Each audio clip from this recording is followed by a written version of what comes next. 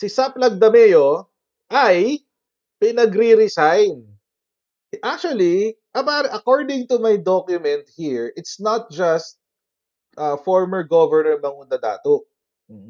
It's not just him. It's the whole party. Oh, alam nyo ba yon? Buong partido.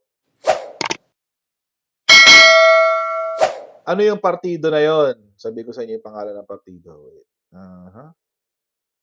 Yung Bangsamoro Grand Coalition.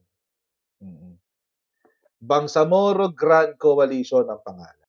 Ito, mga kutsero, yung Bangsamoro Grand Coalition, ito yung grupo na sumuporta kay PBBM nung kandidatura niya. Ito yun. Ito yung Bangsamoro Grand Coalition. At ang mga ano dito, ang mga movers and shakers dito, isa dyan si Governor Teng Mangundadato. Isa siya dyan. Ngayon, mga kutsero, ito yung sinend sa akin kanina. Ito yung sinend sa akin kanina. Kung si Anton lang, okay lang si Anton na yan. Kasama lang kami sa congressman. Pareho lang kaming ordinaryong tao. Nagkataon lang naging SAP siya ngayon. Kung ginabuli mo ako, bakit ka nag-i-interest dito sa BARM? Ikaw, SAP Anton, anong pinagkaka-interesan mo dito sa BARM na ito? Dahil ba sa bilyon na kinukuha mo? Ha? Grabe, billion. SAP Anton, kung wala kang kinukuha, kung wala kang kinukuha na billion dito sa BARM, ay inahamon kita na magkaroon tayo ng major audit review ng BARM. At para maklear ang pangalan mo na issue na yung mga billion-billion ay kinukuha ninyo. At ang contractor ninyo ay ang grupo ng governor ng South Cotabato na si Tamayo. So, paano ko ma-prove na itong sinasabi ko na may kinukuha kang bilyon? Meron tayong pending bill, si Congressman Mujib at si Congressman Tan doon sa Kongreso. At ito ay nakalagay sa Comprehensive Agreement of Bangsamoro at sa Republic Act 11054 na magkaroon ng mid-year audit review. Kung totoong malinis ka sa Anton Lagdameo, then payagan ninyo na magkaroon tayo ng mid-year audit review. Pag hindi ka pumapayag at wala kang statement sa presscom na pumapayag ka na magkaroon ng mid-year audit ang BARM, ibig sabihin, totoo na meron kang letter B na natatanggap kada buwan-buwan. Letter B? Diba, pare? Paro lang tayong congressman dati. Nagkataon lang na SAP ka. Nagkataon lang daw na SAP siya. Ito yung sinend sa akin. And then, may nag-send sa akin ng dokumento. Babasahin ko na lang. Hindi ko na ipapakita yung document. Babasahin ko na lang. Pero ito nakasulat. Utilization of BARM funds. The funds of BARM government, according to records, is fully utilized. Ibig sabihin, kung titingnan mo yung COA, sasabihin ng COA ay nagagamit. However, the implementation is questionable, wherein 50% of their projects are not implemented, 30% were unfinished, and 20% is finished. Finished but poorly or beyond substandard. Ngayon, merong commentary dito kay Governor Makakuwa as OIC Governor daw ng Maguindanao. Ang sabi, Maguindanao del Norte. Ang sabi, as regards the situation in Maguindanao del Norte, according to sources, the illegal appointment of Makakuwa as OIC Governor of Maguindanao del Norte was only made possible because they committed and delivered 1 billion pesos to Saplag Dameo. Bakit may ganon? Tapos ito pa, utilization of the fund of BARM against Mangudadato. For the current situation in Maguindanao del Norte, Saplag Dameo and his colleagues allegedly said, allegedly so hindi pa to conclusive, that they will utilize all the BARM resources to move heaven and earth so that Governor Suharto Teng Mangundadato will be prevented to run as Governor of Maguindanao del Norte. This resulted to forcing and threatening all the leaders to leave and abandon Governor Teng Mangundadato, or else they will be met by force using the military and judiciary sector. On the other situation, Saplag Dameo and his goons also made the move against Governor Datu Pax Ali Mangundadato. They are allegedly offering 1 billion pesos to unseat him as the current governor. Mabibigat itong mga ano na to allegations na to Mabibigat itong mga allegations. Actually, hindi lang to, meron pang iba. Meron kasama si FL. Marami to Including yung office ni Lagdameo mismo. Tapos, nagpa-fundraising pa daw gamit ang STL operations. At ginagamit daw ang pangalan ng GM na si Mel Robles para sa makakuha ng mga prangkisa sa STL. Kasi ito, may mga documents na hindi ko na mapakita yung documents kasi I don't think I'm in the position to do that.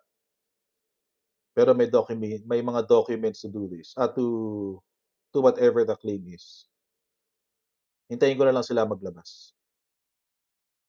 Pag nilabas nila, saka ako maglalabas. Pag nilabas nila. Marami Meron pang yung isa na ngayon ay dinidilig na sa Quadcom. Yung isang kaso. Or yung isang reklamo pala ay dinidilig na sa Quadcom regarding sa isang business na meron pa kay FL. Related naman to sa office. Related naman to sa office ni Lagdameo. Related to kay Martin Araneta. Naalala niyo yun? Naalala niyo yun yung pinasikat ng mga DDS yung kapatid ni First Lady ay isang smuggler? Apparently, yun pala ay galing sa office ng SAP. Apparently. Pero mga kutsero, sa akin, kailangan i-clarify ito ni SAP. Kung totoo man yan o hindi. Kasi meron din ditong allegation na yung mga kasama ni SAP ay mga tao ni Digonggong. Merong Bongo, na may pinapadaan daw mga regalo through the Office of the Special Assistant to the President. Tsaka iba-ibang characters. Marami sila. Hindi lang si SAP. Marami sila. And most of them are members of the Office of the Special Assistant to the President. Ako, mga kutsero, right now, personally, all of these things are still up in the air. Kumbaga, lahat ng ito ay, mga reklamo pa lamang. Pero yung 1 billion, I think si SAP should explain. Yung 1 billion, kasi that's way too big an amount. Kung nagagalit nga tayo kay Sara Duterte, dahil lang sa 500 million, dahil sa 75 million, di ba? Kung nagagalit tayo kay Sara Duterte sa 12 billion na misuse na kanyang funds, this needs to be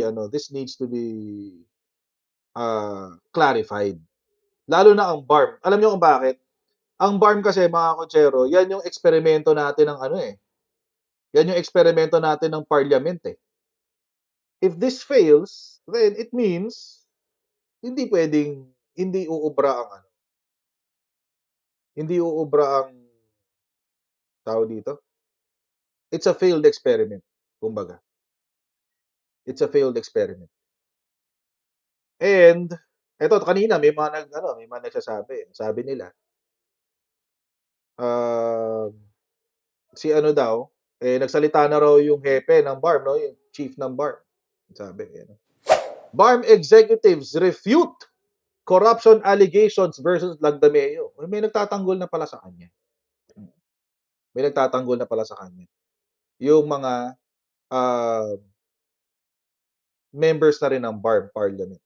Sabi, ni BARM Chief Ahod Ebrahim ay, these libelous claims are entirely fabricated and are filled with ill intent.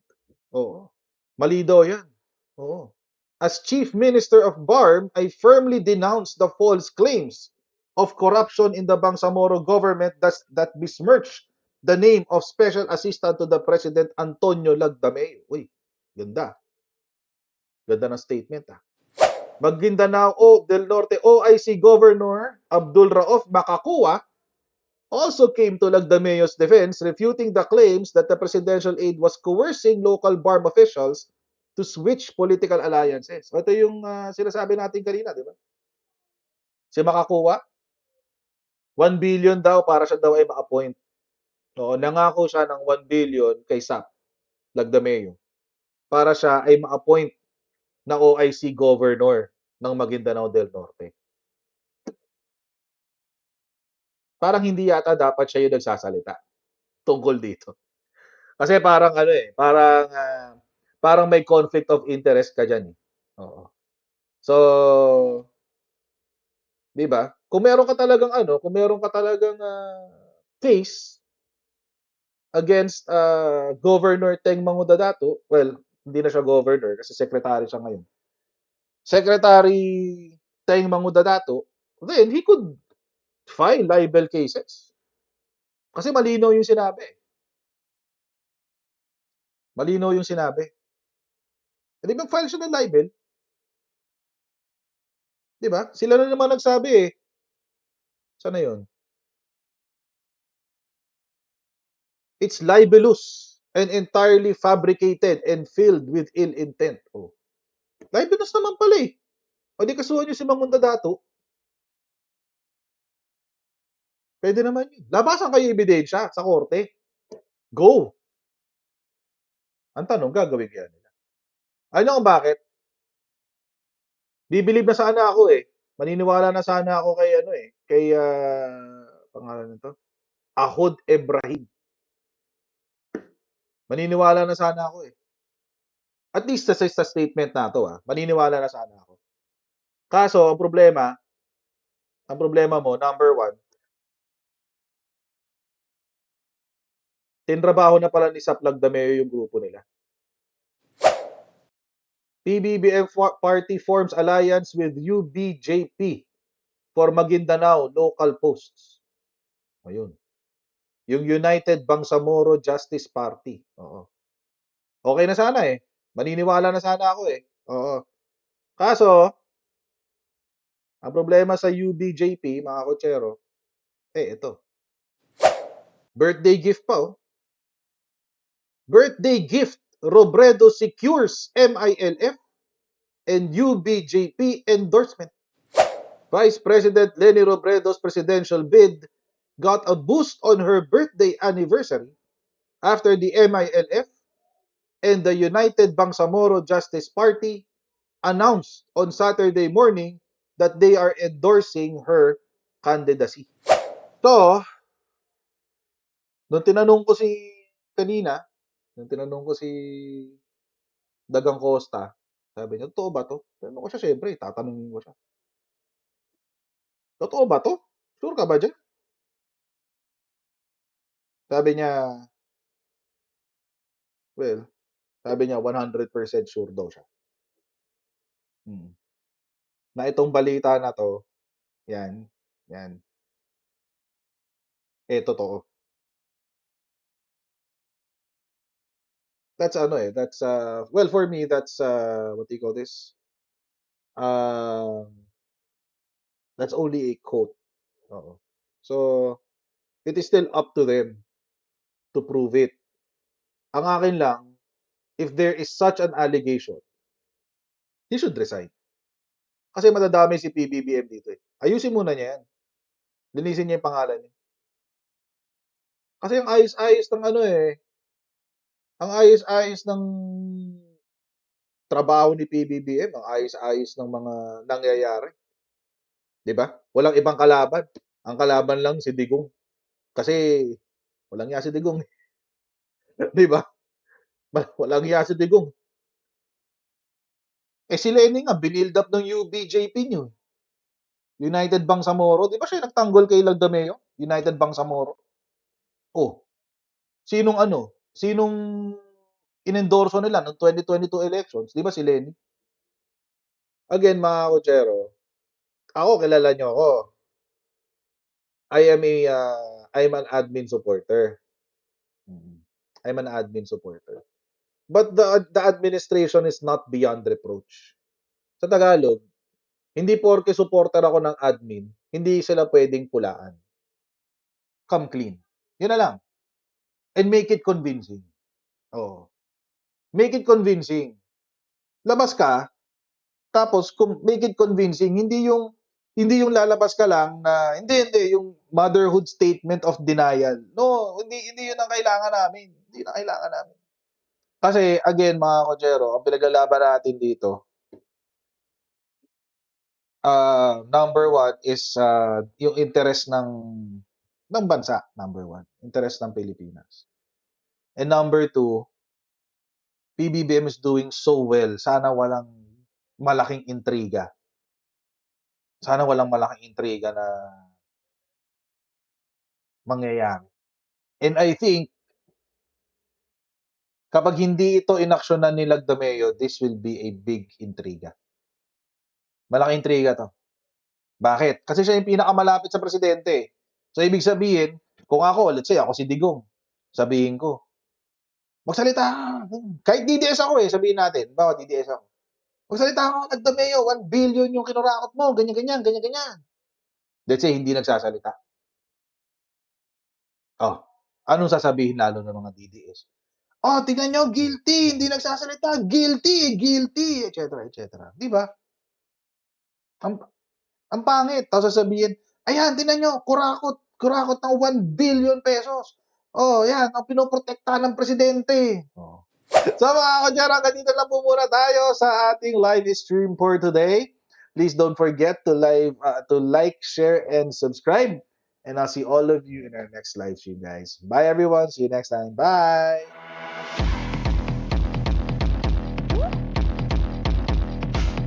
Pag ganun, huwag natin gawing tanga mga Pilipino. Mas maganda kasi nasa lugar ka ng tama kaysa yung pinipilit mo yung pagkakamali.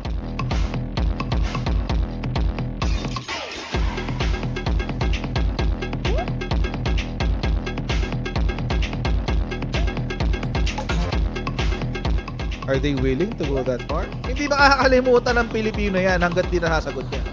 Sino ngayon nagsasabi ng totoo?